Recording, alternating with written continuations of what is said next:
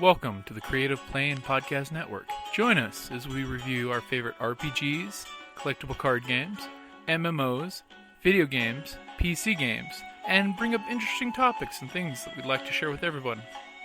Sit back and enjoy the show.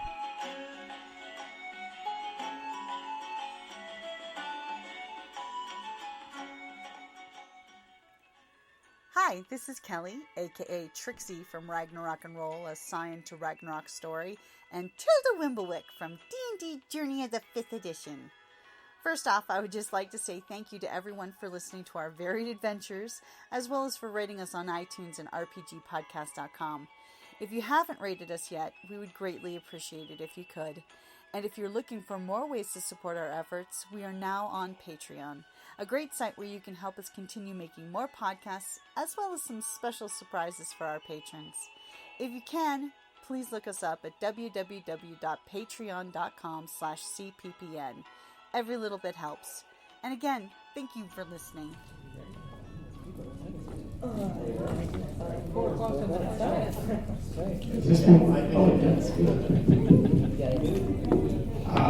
It's 4 o'clock, so I guess we'll start.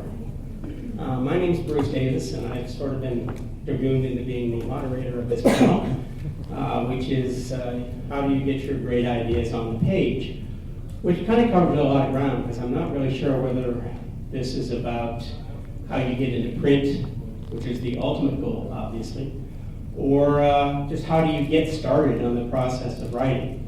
So why don't we all just introduce ourselves? Let's start at the end. I'm James Owen. I'm a writer, illustrator. I've been published by the big New York publishers, and I've self-published, so I've done just a little bit of everything, comics, fantasy novels, and nonfiction books. So I think that's probably why I was asked, is I can comment on this from a variety of perspectives. I'm Judy Koch. I write the Alien Catherine Kitty Cat series for dog books, as well as a whole lot of others. And I'm also with traditional Big Five, traditional small press, and self-published. My name is Tom Levine, and I am currently traditionally published for the most part with imprints of Random House, Simon & Schuster, and Abrams. I also just recently, which I can't announce to be full, but I recently signed a deal to write some comics for Image, which is going to be really cool, but I can't tell you which one, and it's killing me. And also bring 22 years of theater background to my writing. I'm Bruce Davis. I'm probably the least well-qualified person to be up here, actually. I have several novels in print, mostly self-published. I was with a very small press that got picked up by Penguin, but Penguin declined to pick me up. Oh well. In my day job, I'm a trauma surgeon, and I've written a memoir of that, a series of small essays about just what we do in that kind of field and patient stories and things like that. So I've done a lot of writing. So if it's how do you get the idea out of your head onto the page, I'm pretty good at that kind of stuff. Thanks. I'd actually like to ask how many people are in the room are aspiring authors? Most. How many people are just readers? We like you best. And how many people are here because they don't know why they were dragged by somebody else?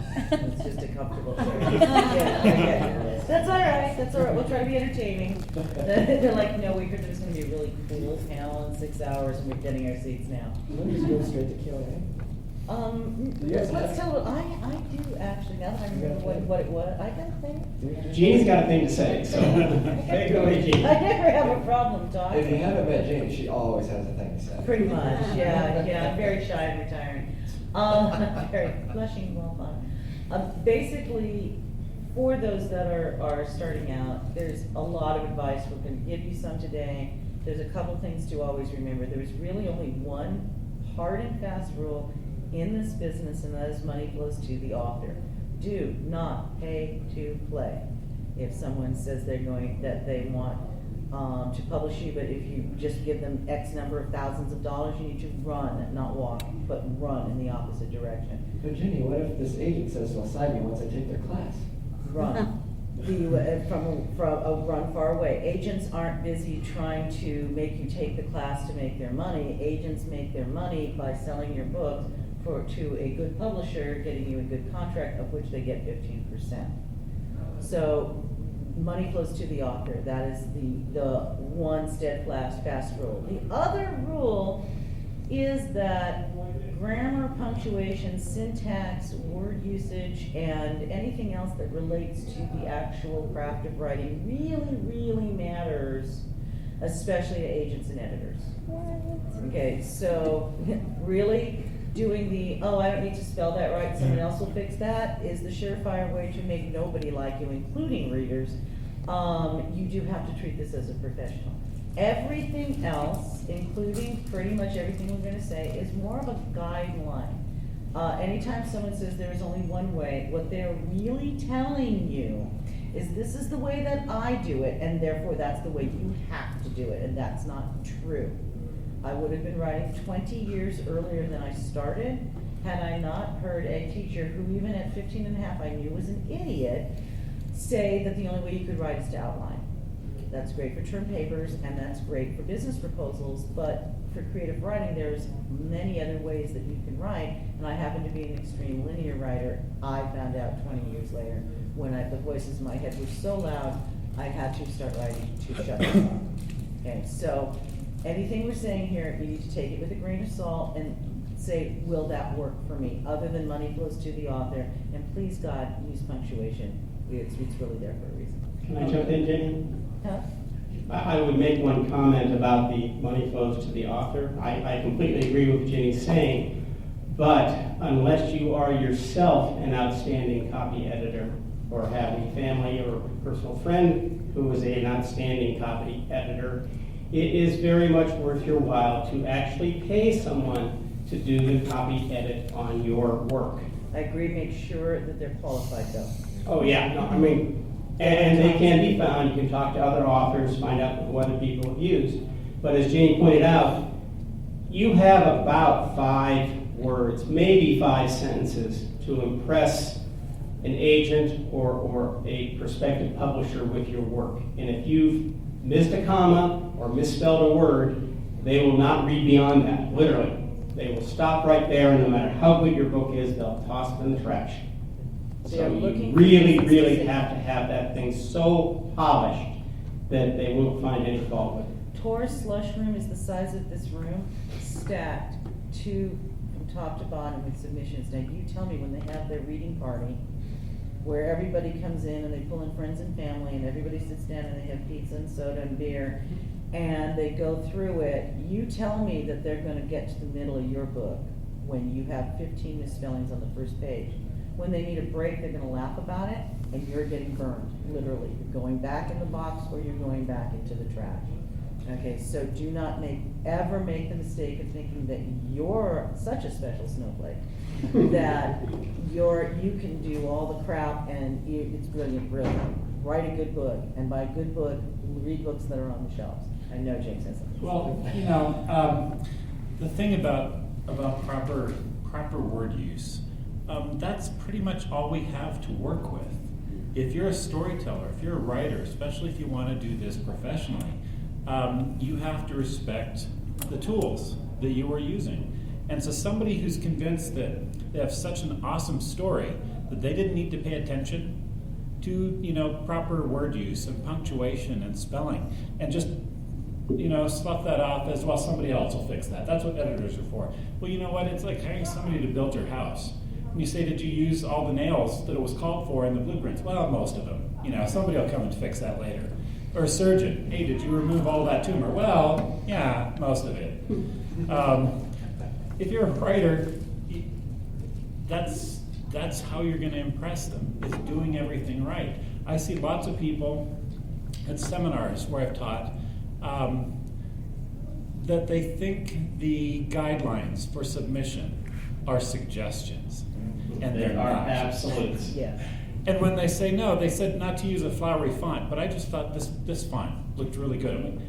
You've already disregarded the instructions of the editor who said, here's what I need you to do to look at your work.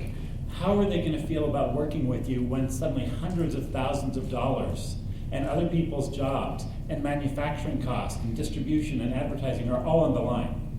They're not. They're not going to get to that point because you couldn't actually deliver the manuscript in the font they asked for. Following instructions, it's them figuring out what kind of a partner you're going to be.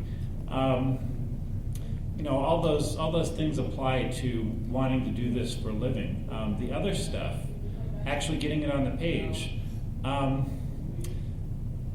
just read something. It was Tobin, M.T. Anderson, said something about if all you write is 2 pages a day, at the end of a year, you're going to have a book that's too long and has to be edited anyway.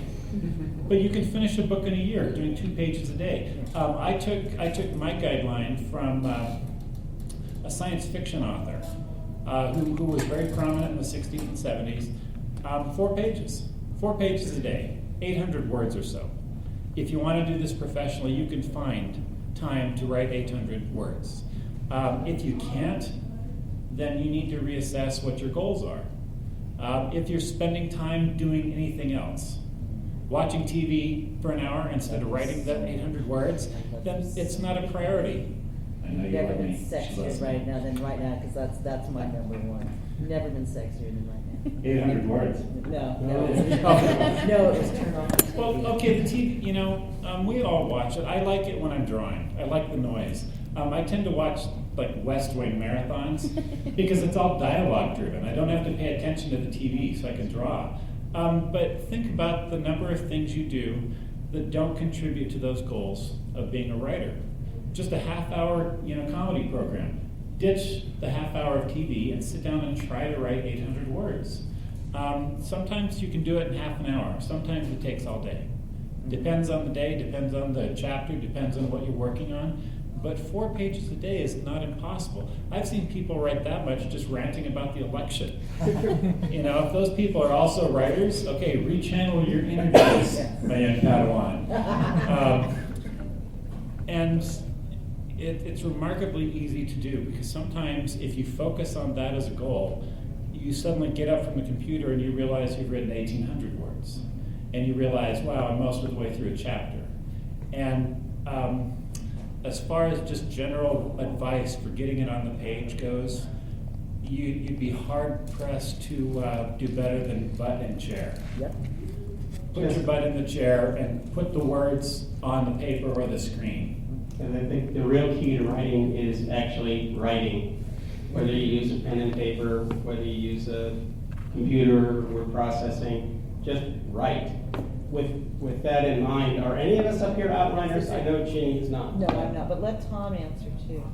We didn't let Tom answer. No, I'm good. No? Yeah, sure. I'll focus it first. No? We're talking about outlines though? Yeah, does anybody outline? Yeah, so I didn't used to, excuse me, did not used to outline at all. I was what's called a pantser. You might maybe encountered that phrase before. Like, I was going to story, and see what happened. And I go fix it later. Extremely linear writer. Yes, very much. And then I discovered the hero's journey. Oh, everything changed. I was like, oh my gosh, and now there's the descent. Oh, and the father figure. Oh, this is brilliant. No one has ever heard of the hero's journey before but me. Certainly not George Lucas. So I thought this is the most amazing thing I've ever found. So now when I write my next book, following step by step the hero's journey. So I did, and it sucked ass. It was terrible. So I stopped doing that, went back to just making it up as I went.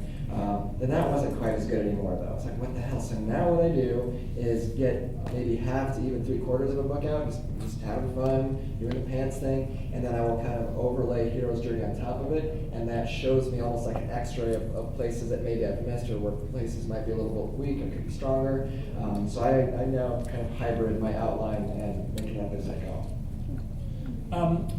I developed what I do, basically working in comics. And then the thing that I switched to is illustrated fantasy novels. So I do the covers, but each one of the chapters is illustrated old school style with an illustration. Like Treasure Island and Peter Pan, Alice in Wonderland. That's what I wanted to emulate.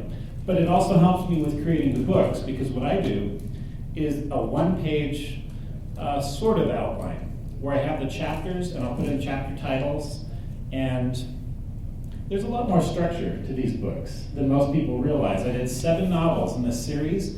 Every one of them is 24 chapters, broken down into 6 sections of 4 chapters each. So I had a structure going in. So I can lay out those chapters on a single sheet of paper putting titles to give myself a direction of where I want the story to go. Then I'll write notes to the side about what should be happening with those characters in those chapters. And I treat that like my roadmap. If I've got that one-page outline with all the notes scribbled on it, I say it's like taking a trip from Los Angeles to New York, and the notes on those chapters are the destinations I have to go to for a successful trip. So I have to go to Salt Lake and Cincinnati and Detroit and New Orleans and Pittsburgh before I get to the end of the journey. Everything along the way, side trips, are allowed as long as I hit those destination points. And so that's the freedom I have to improvise, but I know I have the structure I have to follow. Then I do 2-inch by 3-inch thumbnail sketches of what the illustrations are going to be to go with the chapters. And if I have a chapter where I don't have a single image that is strong enough for an illustration, then I know the chapter's got a problem. I don't want you guys to have to read 3,000 words that wasn't interesting enough for me to draw a picture to accompany. And sometimes the whole book has changed. I had a book, the fourth one, called The Shadow Dragons, where there was a chapter that was a filler. And I couldn't figure out how to connect it. And it was one of those games, what would somebody smarter than me do in a situation like this? And I thought, what would be cool? If I was reading this book, what would be cool? Giants. Giants would be cool. Okay, so I've got giants. What are they doing? Oh, they're threatening one of my heroes. And they're pissed off at it, but he doesn't know why. And that became a running thread through the entire book. And I even ended the book with them saying, so what was the deal with the giants knowing who you were and being all pissed off? And one of the characters says, well, that's a long story. And that's where I ended the book. And the thing is right there. One simple answer gave me a great picture to go with the chapter, gave me a running thread through the entire book, and gave me a hook at the end of the book that's going to turn into a graphic novel that I'm doing next year with Image Comics, which is going to be spun off from that plot thread I left hanging. So even improvising and fixing problems like that can turn into whole new story threads.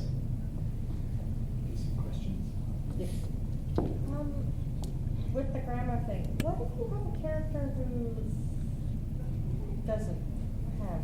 Okay, so what if we have a character who doesn't speak well? Here's the thing, you can get away with a lot in dialogue, okay, but not in narrative. Okay. But there's a caveat, there's a gigantic caveat, because I have the worst book ever written by a very lovely person, not me, on my hard drive that was sent to me to please beta read, and every character had like 15 dialogue ticks, and then it's impossible. It's a nightmare.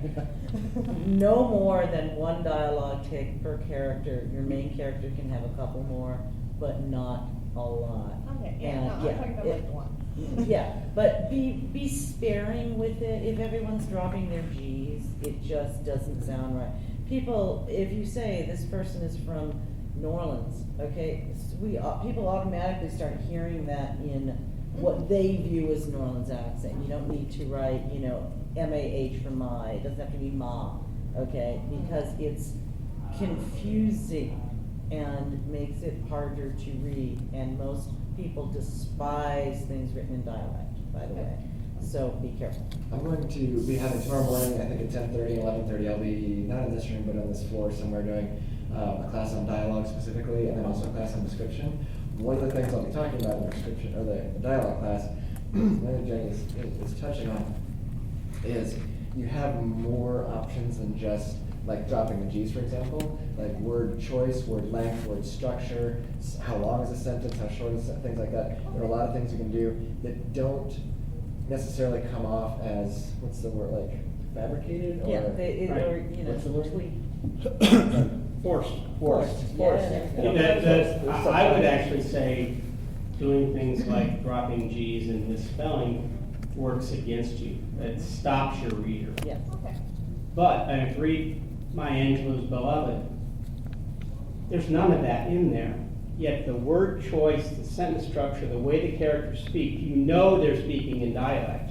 But it's all written beautifully in perfectly spelled words. There's just no question what those voices are, because the words they choose and the way they express themselves. And that's probably important. I'll give you a good example. The Here There Be Dragons book. When my characters get to this world they're journeying to, they're picked up in a steam-powered car by a talking badger named Tumblr. And my main characters are scholars from Oxford. And he can't pronounce the word scholar. So he calls them the Master Scowlers. And that one word choice has been so endearing to readers that they'll come up. I've had at least two, just today. They came up and said, I love Tumblr and the Master Scowlers. Would perfectly express Oxford scholars anyway. Yes, there we go. A point on Tumblr. He's a little badger character, and he wears is it a vest? Mhm. I don't remember, but he doesn't have pants. But the image that I had, because I just finished this book like a couple of weeks ago, the image that it conjured to me was like this very prim and proper, almost like a butler character. But because of the word choice and how he chose to spell things for it, it made him from a proper character to a very endearing character, just because of that. Power. Well, I was going to add with what you were going on. If you say wicked smart, you don't have to spell it with 3 R's. People are going to say it. Right. Because they know that character's from that, from the Northeast. Right. So, Boston. Yes, yeah, You don't have to punch yeah. people in the face with dialogue. You can let them fill it in. I saw a name when I was just a kid. I was reading a name, and it was Phelan. But I didn't know how to say Phelan, so he was Phelan forever until someone fixed it for me. But it didn't kill the character just because I couldn't spell his name right, or I didn't understand. If you can tell your audience where they're coming from, they'll fill in the gaps. Yeah, that's a very important point, and thank you for bringing it. Really trust your readers. A lot of people act like they're the only smart person on the planet, and no one else can understand their brilliant genius. And that's not the case. So a lot of times if you don't trust the reader, you're spelling things out. Well, they need to know this. They probably don't. They really, really probably don't. Anytime you're saying, well, somebody needs to know this, you need to take a step back and go, do they? Do they really? Along the way of, it's like describing yourself. Characters do this a lot. It always causes me pain. Because I don't wake up in the morning and look at myself and go, well, my red curly hair is rather frizzy today. My beautiful blue eyes are sparkling, however, and my pearly lip, beautiful blushing lips. I don't describe myself. I don't believe you. I know. That's how people don't do that, and the more you do that, the more you're saying it's a character. In the Alien series, Kitty has never once looked in a mirror and described herself. She has looked in a mirror and said, "I look like a drowned, I look like a drowned cat," right? But she's not done anything else like that. Everything else you know about her is from what other characters are saying. She's fair because she's worried about sunscreen, and someone else says, probably, okay, one of the characters in the first book says, you probably look great in a bathing suit, even though you probably sunburn right away. She's fair skinned, and he thinks she's got a great figure. Okay, you don't need to do that. Kitty does not need to say 38, 24, 36, right? She does not need to do that. But we have a tendency to want to because we want to really see the character in their head. That's okay, but you know what? Letting readers fill in. Reading is the most active entertainment there is. So allowing your readers to fill things in by not giving them everything makes it more enjoyable. They're watching the movies we've written in their heads. With our own actors. Right, with their own actors, with their own soundtrack. Well, I have soundtracks, but with their own thing in there. Let them do that. Isn't that what you enjoy about reading? Don't take that away from your readers. I would submit that don't describe a character unless some physical characteristic is actually essential to your story. The whole idea of closure is something I learned in comics, where sometimes we'll present words and images separately or together, and it's a participatory art. That same is true for prose. It's more effective rather than just giving physical dimensions and aspects and hair color and eye color. It's more effective if you give something for the reader to contribute to themselves. And if I may, I have a description that works. It's a little character named Bert who shows up to meet my 3 protagonists. His appearance was what might result if you shredded an illustrated edition of the works of Jacob and Wilhelm Grimm, then pasted the pieces back together in random order. His coat and trousers were equal parts Old Sultan, Rumpelstiltskin, and Hans my Hedgehog. His shoes, the unfulfilled aspiration of 100 cobbler tales. And his hat was some ruthless combination of the King of the Golden Mountain and the Shroud. His eyes twinkled, but his hair and mustache were sopping, and he looked as if he'd been beaten about the head and shoulders with some sort of shedding forest mammal.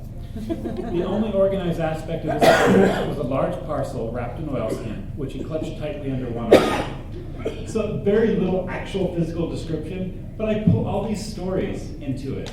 And the word that I use to describe him, this is the one word every freaking teacher that I've ever discussed this book with said, oh, and you use that word. My whole class latched onto the one word. The tattered Demalion at the window abruptly disappeared. I waited my whole career to use the word tattered Demalion in a book. But that's the sort of thing is let the readers participate. Give them some reason.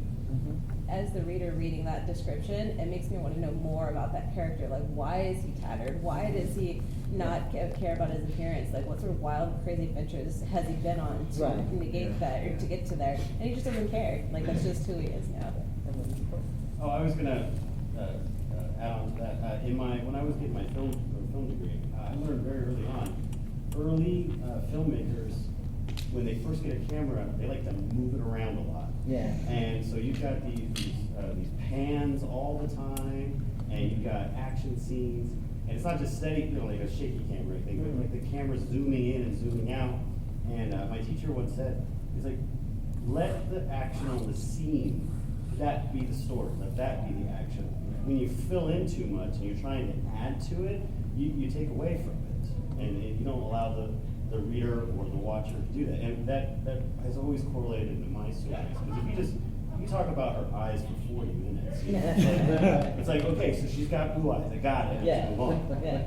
But sometimes, I have a character that she controls water, and she's got these blue tattoos, and it ties into her eyes. So, I'll mention, her eyes every once in a while, because, it's kind of like a reflection of her soul type stuff. But I don't dive into that swim around. Come on. Do you have any other? Yes. I'm wondering if that's what I was saying. I have a shapeshifter. And normally I don't go into detail, but I have always felt because he's a shapeshifter, I should, but maybe I should just walk away from that. We're not going to go in depth in that because individual stories is not the general. That was actually a problem. It could be. I mean, it could be. Have you read? You need to be well read in whatever genres you're writing in. That's another thing. And I do ascribe Terry Pratchett, Terry Brooks, others say, and I agree with this. You need to be very well read in the genres you wish to write in. Once you start writing in them, you probably should not be reading in them because you're going to unintentionally plagiarize. My other side of that is you will see things that it sounds like what you were going to do, and it can be discouraging because you're like, oh, well, there's 15 just like this. Why would mine be any good? And it can discourage you. If you're not well enough read, it could be a problem. So if you're reading a lot of shifter, if you're writing shifter stuff, but you haven't read a lot of shifter things that are out there, get some more on that, just to see how other people are doing it. How does this writer, the Night Beat, which is the first of my Necropolis Enforcement Files series, my heroine is an undercover police officer that is also an undercover werewolf. Okay, I don't describe a lot in the shifting. Okay, I mean she talks about it in relationship to certain things like the special suits, so that you're not butt naked when you turn back into a human, and things like that. I enjoy a book where that is an ongoing problem. Yeah, so, but things like that. So, how we're doing them is different for everybody and how it comes out. But if you haven't read enough of it, you may be trying to explain too much because you think no reader knows the intricacies of yours. This happens a lot in epic fantasy. People will come up to me and start telling me about their book, and they start talking about, 9 million years before the story started, and I'm like, is that in your book? And they're like, well, yes, everybody needs to know. I'm like, no, they don't, got it. Because they do not need to know, okay? What your book needs to start half a page, no more, half a page before the actual action begins. No more than half a page. If you can start at a sentence before that begins and get people hooked in, that's even better. So a lot of, and some people really love description. I mean, some people really, really love it. And the thing is that you have to determine what you're writing. Description is more acceptable in epic fantasy, for example, than it is others, because you're taking people to an entirely new world. You don't need the same description level in an urban fantasy story set in New York City. Everybody knows what New York City looks like by now. Well, but you know, part of that is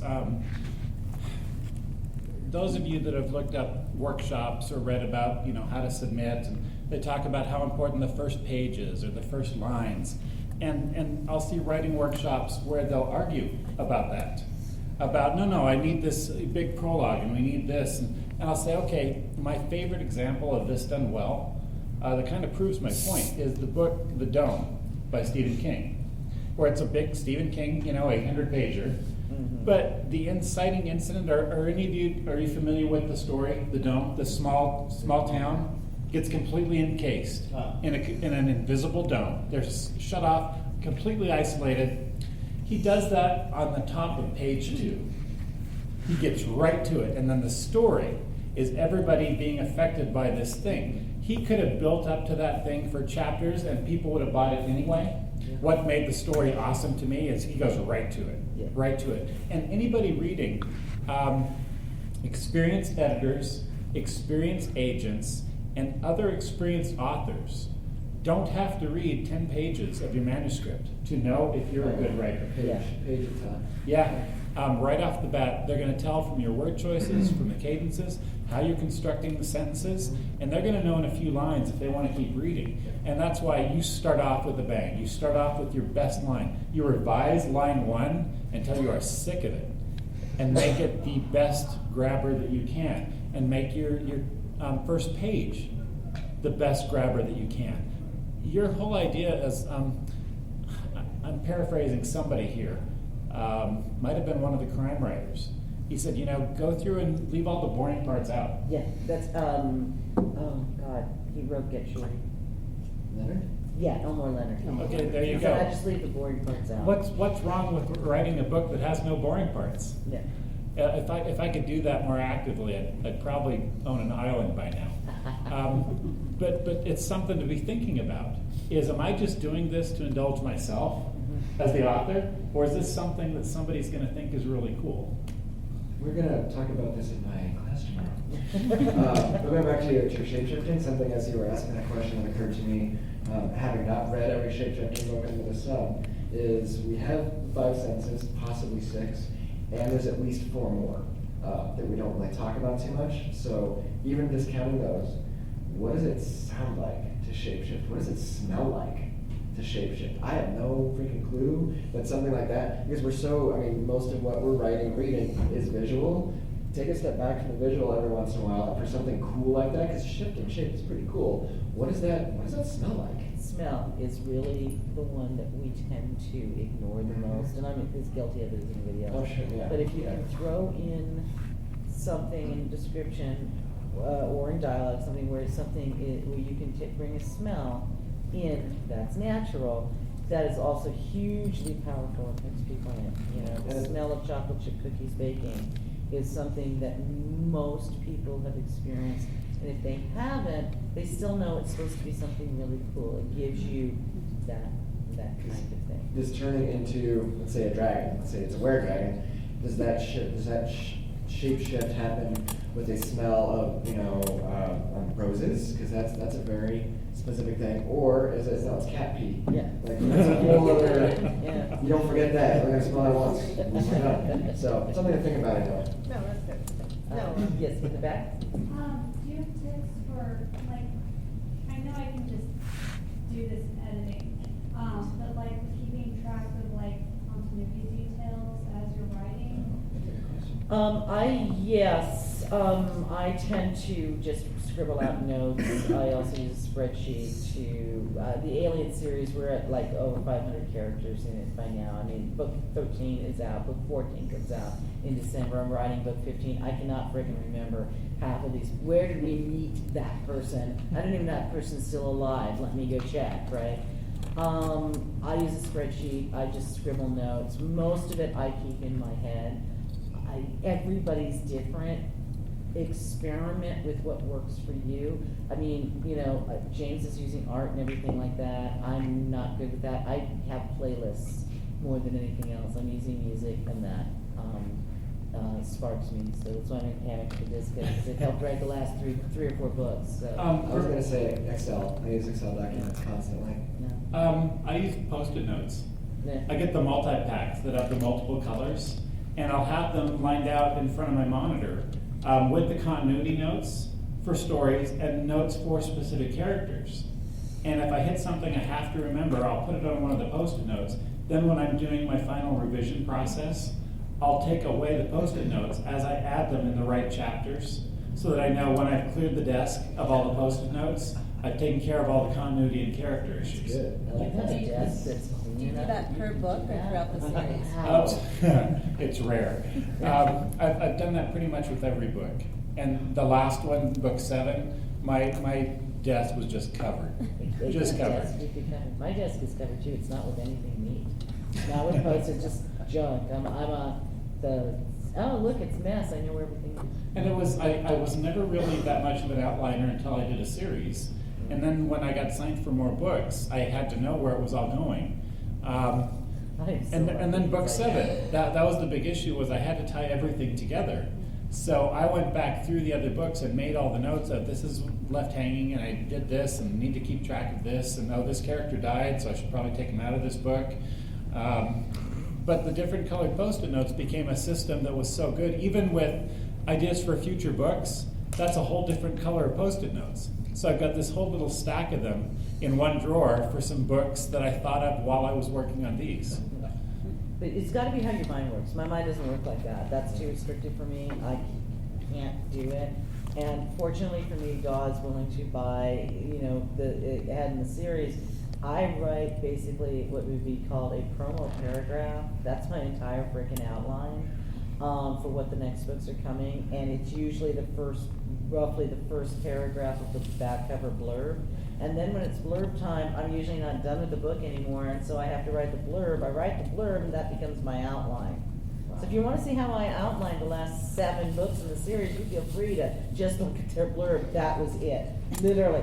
And then as I get to when the cover artist needs cover details, that's more of I'm outlining scenes then. So that's the only outlining I do. I just do not work well with it. Again, you've got to find what works for you.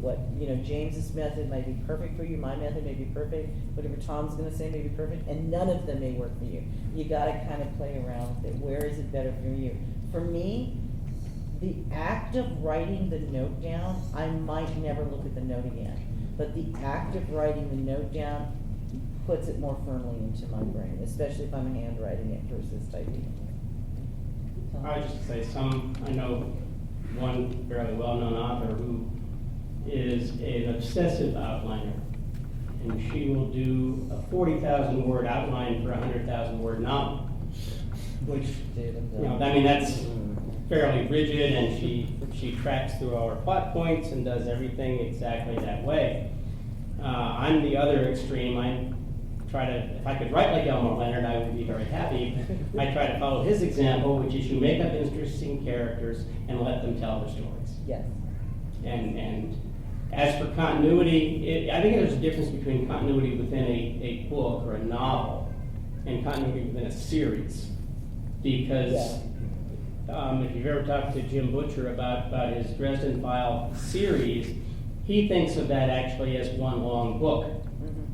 And think of each book in the series as a chapter in that book. And if you read him that way, you can actually see how he's developing that. Don't know where he's going with it, but you can see how he's developing it.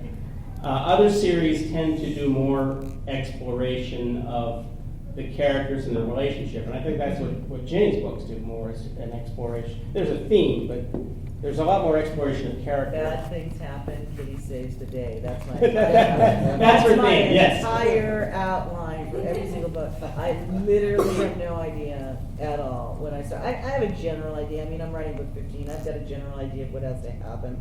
And for me, I have outlined in certain ways for continuity, but I had to go back in. I have, because it's a long-running series and my mind works this way, I have a lot of threads that are open, and they stay open for several books, and they're referred to, or maybe you forget about them, and then boom, it comes back in this, oh, I wish we hadn't forgot about that kind of thing for the characters. And so I have to go back. I'm tying some of those threads together in book 15. And I have to go back. It's like, I do not really remember what we know about this particular thing, because it was small, and I wrote it, and it was books ago, and you know, and the first thing happened in book 1, and I have to go back. It's like, what did I know then, and what do we know now? When did we learn these things to make sure that I'm writing it correctly? But you do have to know that, because you will, we are sincerely hoping, have fans who reread your every book prior to starting up, and they'll catch stuff. And let you know. And let you know, yeah. So I have fortunately caught every continuity error I have made. I have caught it many times after the books are published. But I've been able to fix them in a subsequent book. So I've caught it before, most of them before fans have caught it, which is my whole goal in a continuity. So.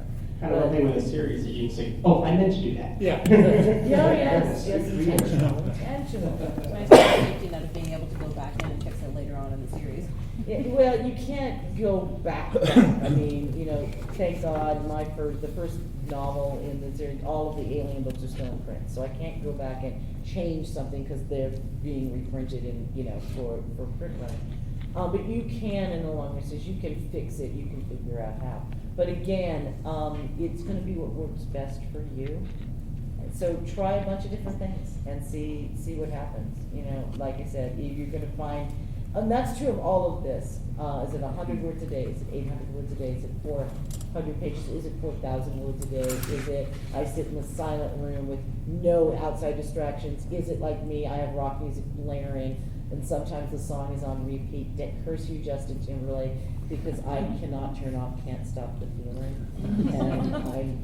And my husband hated it the first time he heard it. And I'm like, I'm sorry, this is the only, the book is due in 10 days, and this is the only thing not working. And he's like, I just want to die. Just don't play the rest of that horrible soundtrack. So I was listening to the whole Troll soundtrack. So that That's actually, confession. that happens more often than you'd think. I wrote one of the books, listening to nothing but a Nina Gordon song. Yeah. Over and over. One song. Yeah. One song. Yeah. And then the last book in the series, to motivate myself, I planned a family vacation to Disneyland. And we set the date, and we had the tickets bought, and we're good to go. And the book wasn't finished. And I realized this is one of those, life moments where you've got to make this work. So I wrote 28,000 words in 38 hours. What? Doing nothing except eat chips and guacamole for sustenance and listening to Jimi Hendrix all along the Watchtower on repeat. And I finished, I hit save, I hit send, and stepped out of the studio into a running van and drove to Anaheim. After all that, I get the editor's letter back, and he says, well, apparently after 7 books, we've got this down, because I've only got a few points. This is the cleanest one you've delivered. You said, dang it, I should have done that the whole time. I know, that's exactly it. So I'm setting up a Disneyland trip in a week. Yeah, good. I wrote 50,000 words in a week listening to the 69 Eyes Perfect Skin. Or that entire week, that was all that was playing. And my husband said afterwards, I used to like that song, and now it's like, I never hear it again. 50,000 words. You can't do that all the time. But if you get the right thing that motivates you, it can work. Bullshit. So I was just wondering, so we've got a book, we've edited, we've got our characters, so what's the first step to getting noticed, published, moving on? Well, that's- sold? Yeah, don't worry. Well, okay. We have all the thoughts. Yes, we do. Yes, we do. First of all, obviously, there's the, I'm not going to open the debate right now, but there's the self-published versus traditional, okay? My personal take on this, and we all have separate answers for this, is I encourage authors to go the traditional route first, to try their hardest to do that, because the things you're going to learn in approaching agents and editors and that whole process will serve you if you choose to self-publish later. The other thing is self-publishing is not going anywhere. It's always going to be there. Take a year or whatever it's going to take to try and go the traditional route, because there's a, you know, it's just nice. It's nice when Random House is like, sure, that's a good feeling. It's good. There won't be any money, but it feels good. There'll be some. There'll be some money. There'll be a little bit. And then you'll spend it all going to God. Please buy our books, we're all in on right now. But to answer the question in the traditional route, I would point everybody to agentquery.com. Agentquery.com. That's where you're just going to find a clearinghouse of all the agents. Is it like nationwide, basically? Or Yeah, well, globally? the thing I like about Agent Query is that they vet all the agents that are there. You can search by your- Publishers Weekly does not, and it's a really big, thick books, they're out of print. They're literally out of date the minute they're printed, and they vet no one.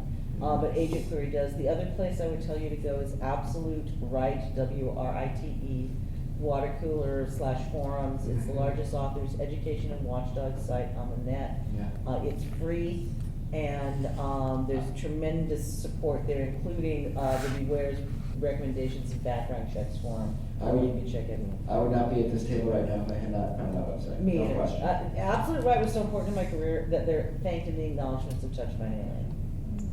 So. That's absoluteright.com. Absolute Right, WRITE. And there's a newsletter, which is not where we're sending you to the forums. Yes. So you want the water cooler forums. But I'm with Tom, I went traditional. I think it was better. I have things that are, like I said, traditional large, traditional small, and self-publishing. The one thing I would caution against is a publisher that's ebook only. And the reason why I caution against that, there's so many and they're all failures, but there's the reason why, unless it's something like Carina, which is part of Harlequin, or Voyager, which is part of HarperCollins, and you're gonna have a better shot getting into those with an agent.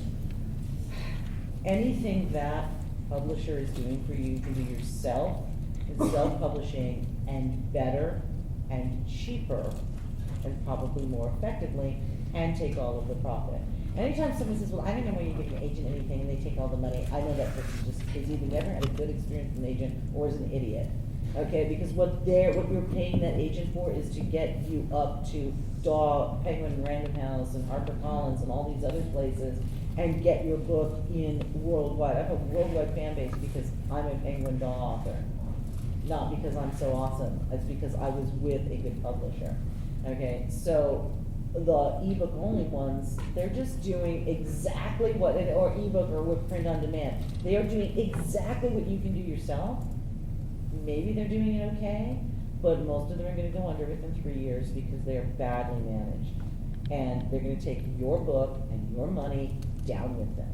I have not hit any one of them yet, starting like that are good. There are couple of small presses that they pay royalties and they do all these other things. They're still doing great because they were very careful in how they did it. But most, if they're E only and all these other things, nah. One of the things, I raise my hand because I don't want to forget this. And I've seen this happen. It happens all the time. When you finish this book, whatever it is, and it's your, as I think Jenny said, your special snowflake. Cool, great, awesome. Start the querying process and whatever. While you're doing that, write another goddamn book. Not in the same And series. not in the same series, because I've lost track of how many writers they've spent a year, 10 years, 20 years on this one book. They send it out and rejection, and then one day some high-powered agent grabs it and says, nope, not for me, but I love your voice, what else you got? And they say nothing, and you're done. You're done. You got nothing to They show. will not wait for you. You're done. I mean, you can requery them after you write your second book 2 or 3 years later if you want to. And they won't remember But you if when you're done. Yeah, but if you have something ready to go, bam, right there, your chances of just stay, you don't even, I mean, you write in whatever genres you want, but I think it's best to at least go a sidestep to one direction or the other, if not a completely different genre, just because of that house. You have to have this catalog of material ready to go. You don't know what's going to sell. Yeah, you don't. You don't have any idea what's going to sell. So if you already have ideas for a series, don't invest in that series. Right. Correct, what my agent Several said is, different I can't series. sell book 2 until I've sold book 1. Yeah. Don't waste your time on book 2, 3, 4. Right, Like, yeah, book 1, write make it book awesome. 1, and write the next book 1 on someone else, and with the next book 1, write a standalone, whatever. Yep. Get it's product. The only time it's yours, and by the way, I've had a child, none of these are my baby. My baby is a corporate lawyer in LA, and I'm very proud, okay? This is product, okay? The moment it leaves your computer, it's product. This is a business, okay? Business exists for one reason, and one reason only, is to make money. If they don't think they can sell your book, they're not gonna take you. If they don't think they can sell your book, they're not gonna give you a contract. If they don't like your book, they're not gonna read it, okay? It's a business. It has nothing to do with you and your needs. Getting rejected from a job, that has way more to do with you than someone not liking one of your books. And y'all need to take that step back and stop acting like it's your child, because it's not. 3 units. You know what? Oh! You killed 2 of them. CPS isn't coming to take me away. Can I get a discount on that? Yeah, damn it, yeah, 2 cents off. The library. I take someone's kid and drop them like that, CPS is coming and everybody's having hysterics. These aren't children. They're not living things. They are product, okay? They are creations that you are hoping to sell. And by the time they reach market, they're gonna be touched along the way. Your editor, your agent, and no one's going to call and say, oh my God, my book was touched in an inappropriate manner. Okay? No one has to ask, where did they touch you? Tell me on the book. Where they touched you, okay? They're living things. They are something that you're sharing an aspect of, you're creating something, and that's great. It's art, but it exists to be out there, to be sold, all these other things. The moment it leaves and you're querying it, it's product. The only thing you can be all special snowflake about, while it's still on your computer, make it as special and wonderful as you can, and the moment you're sending it out, that is product. Focus on the next thing. You do not know what's going to sell. You do not know what's going to sign you. When I was writing Touched by an Alien, which is the first book in the Alien series, I knew while I was writing it was going to get me an agent. I did not, just my whole team, we all just knew this is the one. Didn't know it would sell. Had no confidence that anyone was going to buy it, but I knew that it was going to get me an agent. That had also got me a 2-book deal with Dawn and gave me a career. I didn't know it was going to happen. So, and you don't. And every book after that I handed my agent, she's like, oh, this one's going to sell. It took us 2 years to sell an agent. Two. Okay? No idea what's going to sell. So write a lot. Yes. 2 things. So generally, how many do you have working on it at the same time? Ooh, well, that's gonna be individual, but me, a lot. Actively or just? Yes, actively, I have a lot of deadlines, and B, I have a mind that likes to jump. And so, right now, I have 2 novels and 3 short stories due before the end of December. 3 more novels, 4 more novels, please God, and 9 more short stories due in 2017. I've got 3 right now in various stages, and that's probably an average for me. It's about 3 manuscripts. Yeah, about the same. I've got a couple that are due, one that's got to be published soon, one that we're trying to sell, an anthology project, a project where I'm doing covers for a lot of books, and staying busy is good. Yeah, and it's okay. I mean, however you write it is fine. I was constantly hearing that, well, you have to finish in order to finish whatever you're writing. If I'd done that, I would not have a career. Okay? Thank God I didn't finish some of the stuff that I was writing. Okay, so do what works for you. There is no one right way. There is no one right way. As long as you're sitting your butt in your chair and you're typing or writing, there's not a right way. It's the right way that works for you. What do you got? I've got so many projects up in the air. My problem is time management, since I have a different career. And so my writing time is kind of stolen. I just finished a novel that hopefully, it was asked for by a publisher, so hopefully they will decide that they indeed want that book, which could lead to a series, but I am not starting the next book in the series until they buy that one. Right. I'm going back to a historical novel that I'm writing, but my problem there is the obsessive research has consumed so much time that I'm not sure where I'm going to go with it now. So I think we have time for her and Okay, her. yeah, I had a closing statement. You mentioned not putting a lot of description of a character in your novel, like people Mhm. who are reading it fill in the gaps. I'm a very visual writer, like I like having a piece of artwork in front of me that inspires me to write a lot. And you of course do illustrations of your chapters. So do you think it's a better idea to have a good solid idea of what your character looks like and who they are physically, or just let them develop organically as you're writing? I think you should know what they look like. Yeah. And you should be able to, you need to know what they look like. Like, if I was describing you, it would be, she's got glasses, long blonde hair, and she's in a tank top. That's all I need for the nice lady that asked the question.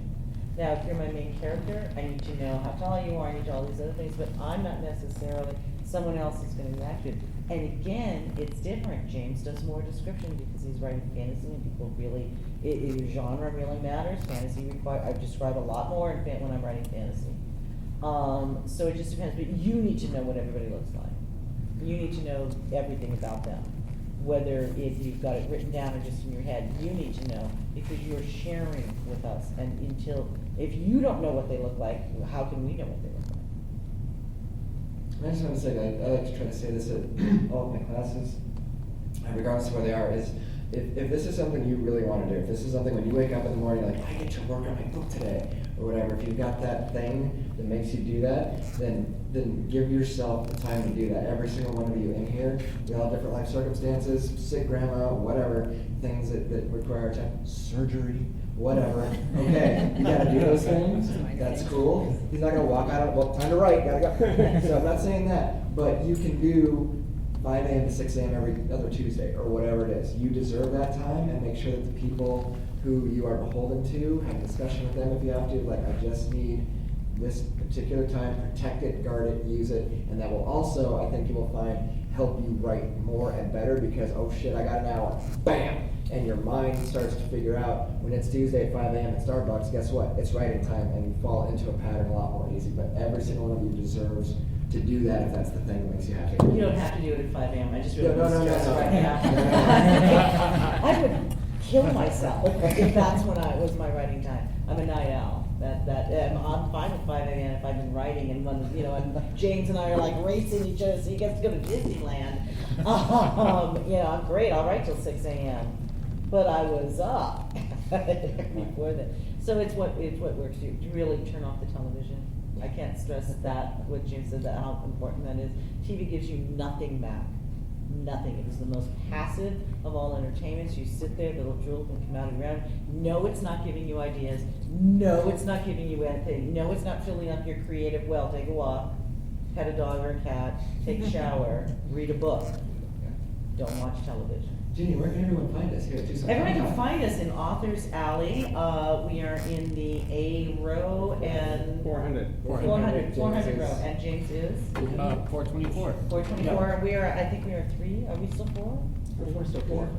Look for the hat. Yeah. We're all in the same area. But we're I'm A12. You're A something. Huh? 12 to 22. A12 to 22. I'll come to my classes tomorrow, thank you. Yes. Thank you all so Thank you, guys. much. And James is still in here. We have more people talking about self-publishing, so do stay on. Maybe I'll see.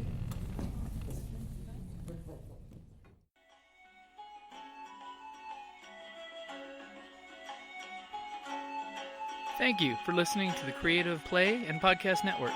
And feel free to enjoy our other shows, such as D&D Journey of the 5th Edition, and Scion Ragnarok and Roll, a Scion hero to Ragnarok story.